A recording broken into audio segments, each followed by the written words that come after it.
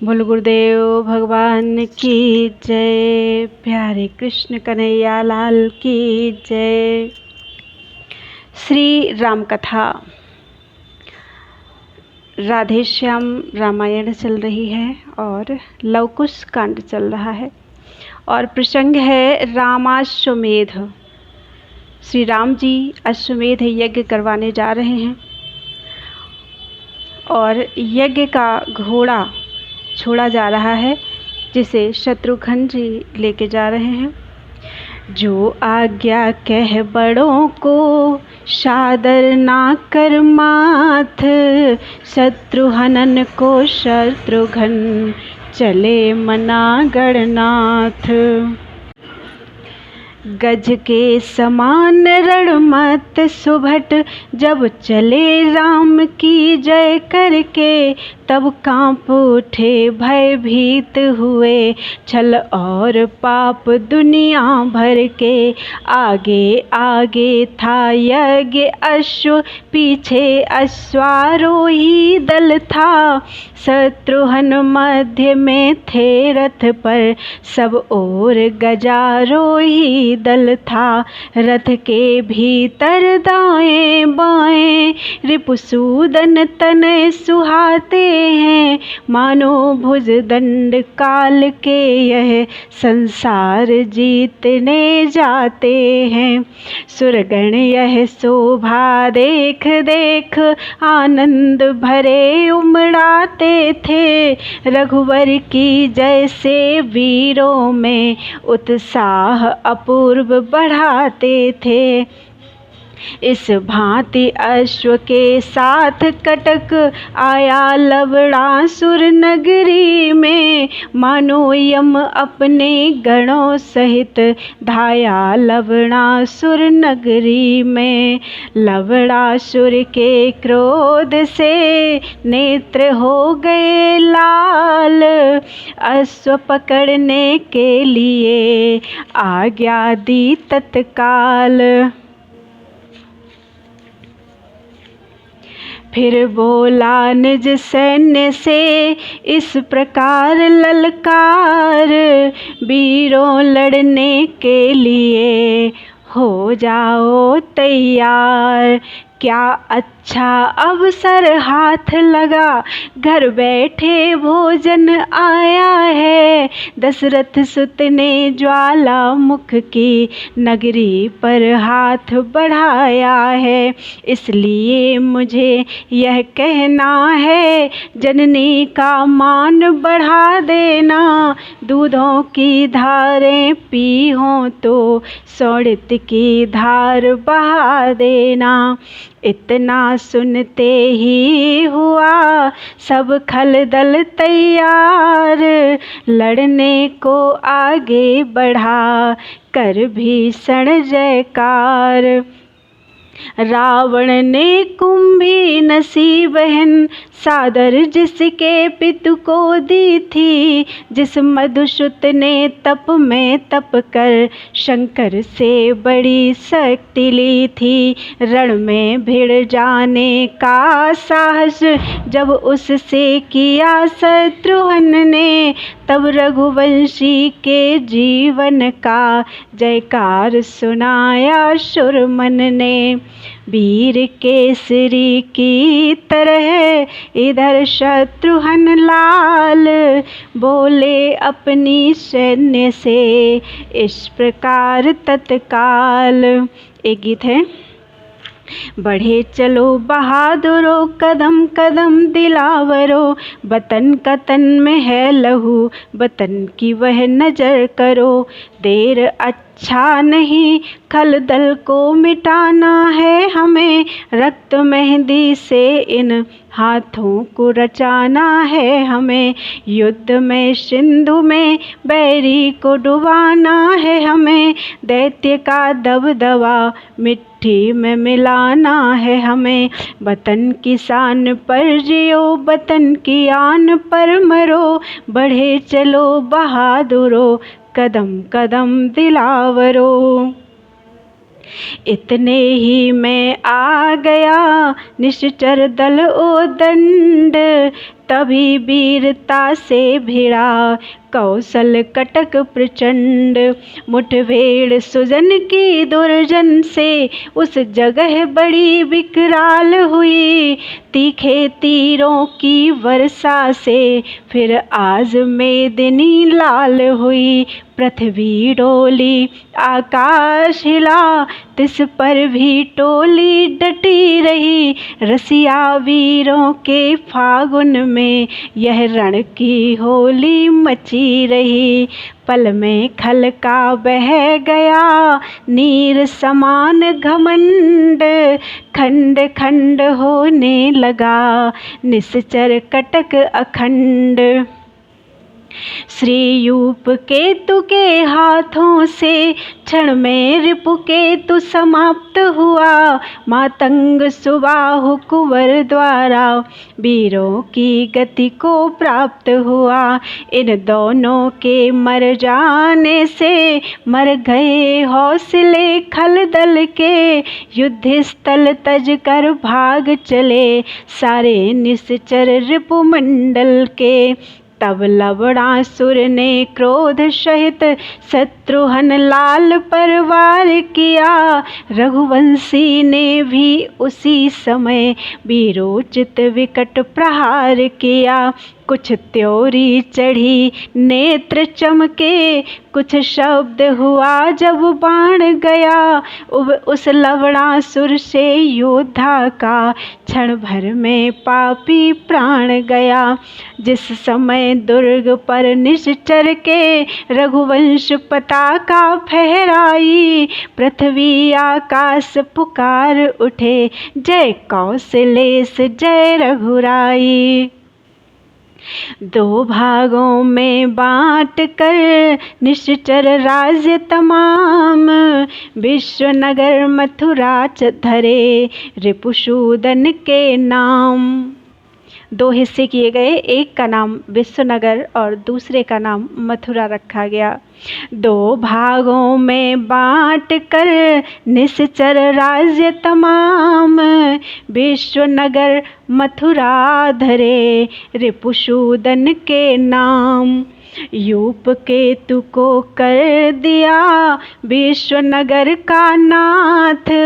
मथुरा पुत्र सुबाहु को दी उस जय के साथ। जय पाकर श्री शत्रुघ्न चले दूसरे देश।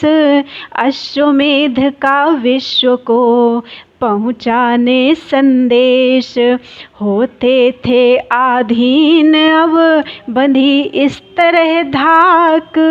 देश देश में अवध की छाई विजय पताक। उधर शत्रुघ्न कर रहे थे साम्राज्य प्रसार। इधर अवध में राम के होते थे दरबार। एक दिवस अवधेश ने जोड़ी सभा महान। बैठे सब सामंत गण यथा योग्य स्वस्थान। गुरुजन मंडल द्विज मुनि मंडल शोभित रघुवर के दाएं था। सुग्रीव विभीषण प्रजा सहित सारा मंत्री दल बाएं था। पीछे की ओर भरत भैया प्रभुवर पर चंवर डुलाते थे। चरणों में बैठे महावीर पद पद्म दबाते जाते थे।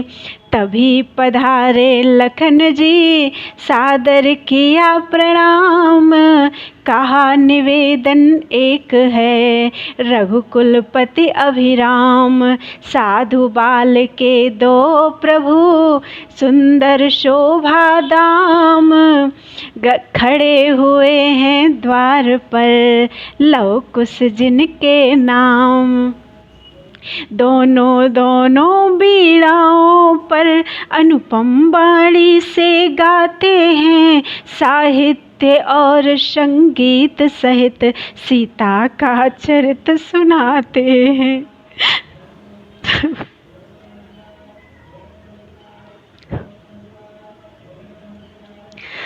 इस शुभ अवसर पर उनका भी आना स्वीकार किया जाए। आज्ञा हो जाए सभा ही में दोनों को बुला लिया जाए। लगे सोचने इधर कुछ कृपा सिंधु भगवान, उधर लखन करने लगे लड़कों का गुणगान। बोले दोनों ही सुंदर हैं, मुखड़ों पर तेज विराज रहा। दोनों का एक स्वरूप देख रवि शशि का मंडल लाज रहा। निर्भय है निरअभिमानी है, निर्लोभी है निश्चल दोनों। कोमल होने पर भी रखते केहरियों का सा बल दोनों। रत्नों का रंग दमकता है उन धूलि धूसरित चेहरों पर। बाना बनवासी का है पर राजसी तेज है मुखड़ों पर। चितवन से क्षत्रियपन के कुछ तौर समझ में आते हैं। कटिपै लटकी लटके नीचे तरकस के चिन्ह सुहाते हैं। नगरी में उनके गायन से सीता पर श्रद्धा बढ़ती है। जो दृष्टि कभी पृथ्वी पर थी वह अब अंबर पर चढ़ती है। पिछली घटना पर जनमंडल अति पश्चाताप कर रहा है। सुमिरन की नाई सुमिरनी पर माता का जाप कर रहा है। इसलिए विदित यह होता है जादू है उनके बोलों में। अवतीर्ण हुए हैं देवदूत मानो उन तपसी चोलों में। मणिमाणिक मुक्ता तड़ित रवि शशि लिए निचोड़। तभी रचयिता ने रचा दोनों का यह जोड़। भस्मी से भरे हुए मुखड़े भावुक मन को चुभ जाते हैं। माया पट के भीतर मानो दो ईश्वर अंश सुहाते हैं। उपमा में एक दूसरे की बस एक दूसरा आएगा। सहसानन भी यदि खोजेगा तो उनसा उनको पाएगा। छोटी छोटी बीड़ाओं पर उंगलियां इस तरह जाती हैं जिस तरह सुरतियां मुनियों की अनहद के पट पर धाती हैं। बंधता है तार तान का जब तब राग प्रकट हो जाता है। उन 7 स्वरों का एक ग्राम बस 14 भुवन जगाता है। इसलिए दोबारा विनती है बुलवाना उनका स्वीकृत हो। ऐसे स्वर्गीय गान द्वारा यह राजसभा भी जागृत हो। बुलवाओ इस तरह का हुआ राज संकेत। आए दोनों बाल के बीणा वाद्य समेत। झपक उठी सारी सभा देखे जब वे रूप।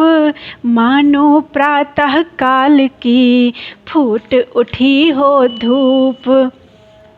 राजा को अपना पूज्य समझ दोनों ही शीश नवाते हैं।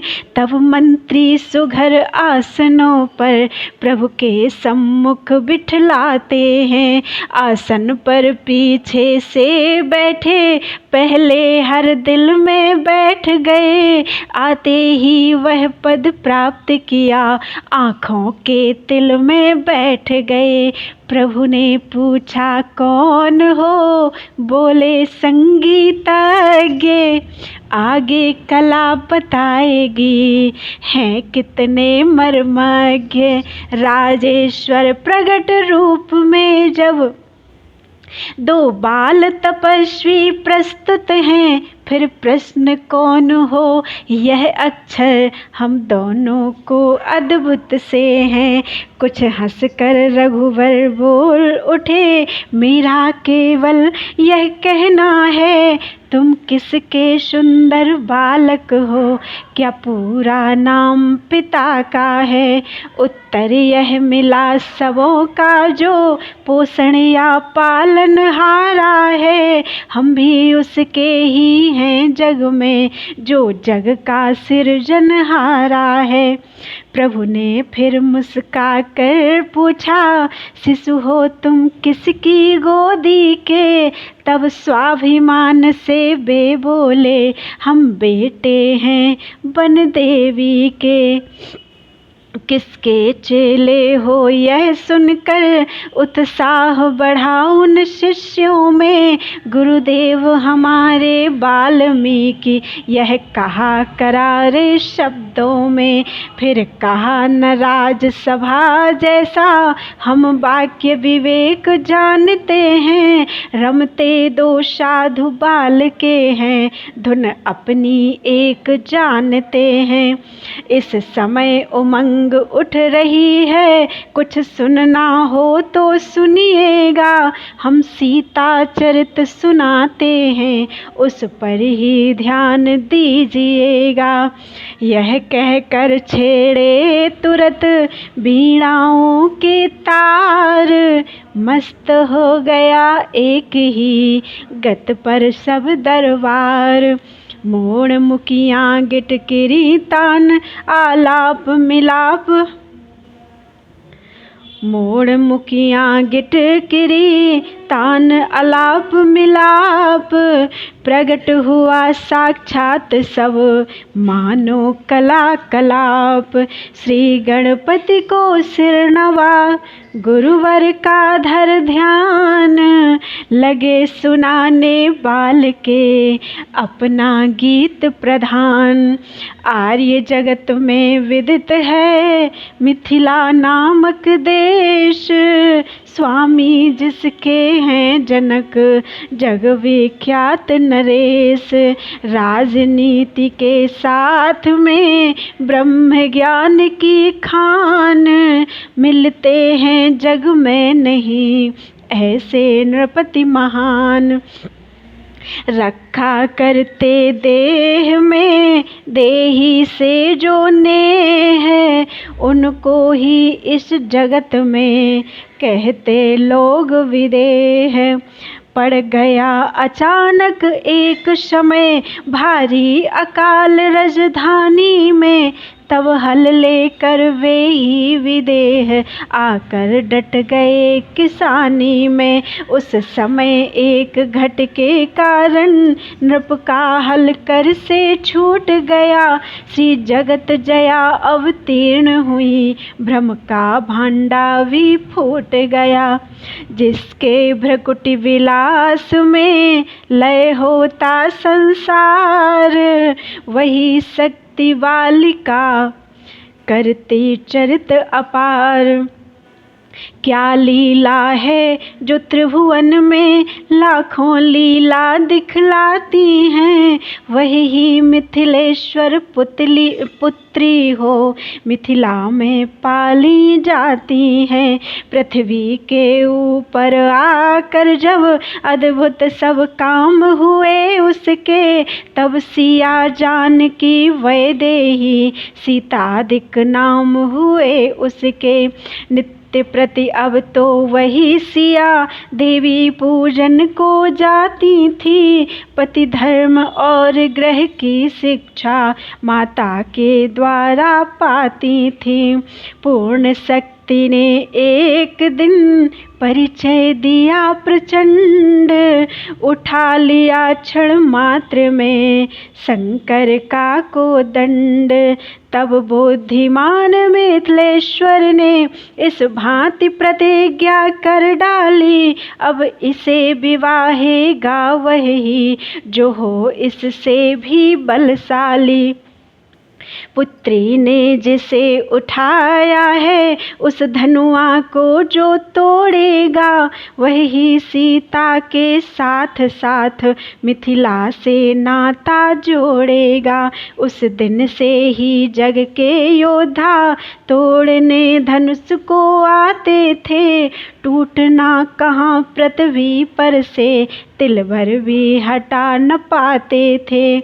थक गए स्वयंवर के रण में जब देश देश के बलधारी, तब विश्वामित्र महामुनि का जीता था एक ब्रह्मचारी। रघुनंदन रामचंद्र ने उस शिवधनुआ को तोड़ा है, इस भांति विश्व की विजय सहित सीता से नाता जोड़ा है। गृह लक्ष्मी को अवध में यद्यपि मिला था हर्ष, सास ससुर पति भक्ति में बीते थे कुछ वर्ष। आज के लिए इतना ही, आगे कल पढ़ते हैं। बोलो वृंदावन बिहारी लाल की जय।